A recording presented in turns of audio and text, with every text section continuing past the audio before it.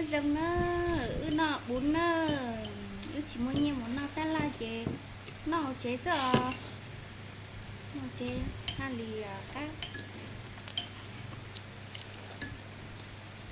ngon nhiều ngon không nói gì đi ăn xong mẹ cho xem điện thoại.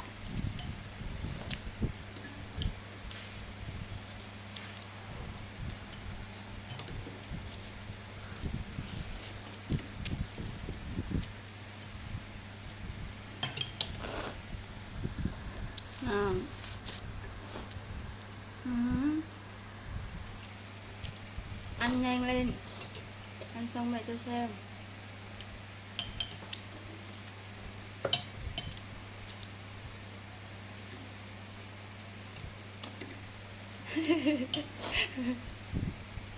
Để kakak siun jadi điện thoại mấy anh tao cá.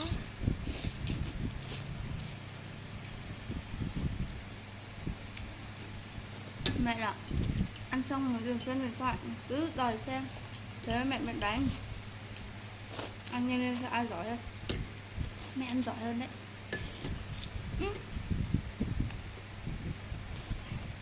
Ăn hết luôn đi.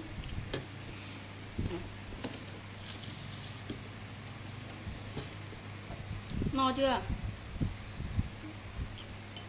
Không biết nói.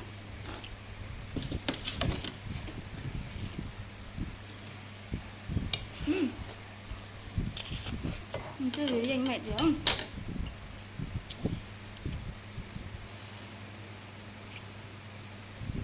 Ngon thêm. Mẹ uống ạ.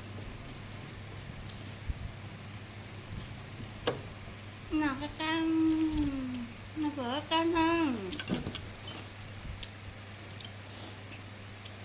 Em Thư đeo bờ mùa này mọi người ơi. Xinh chưa? Này em chưa đòi xem điện thoại á, thế là mẹ đánh em Thư em khóc. Ăn cái thịt to này múc canh mới ngon nè. Ngon quá. Ăn đi.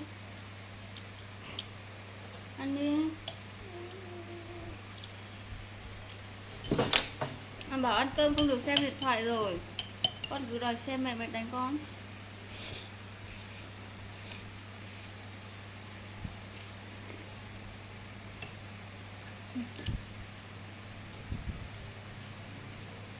Nhanh lên.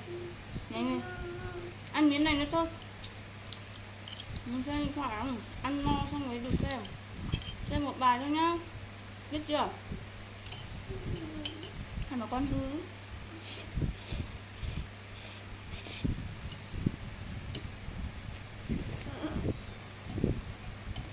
Cười rồi này, ngồi thẳng lên. Không làm thế.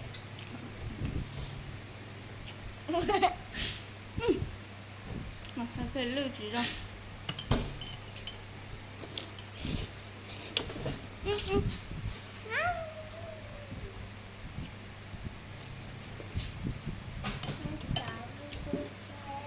Đi nào xem, nó giống nhau.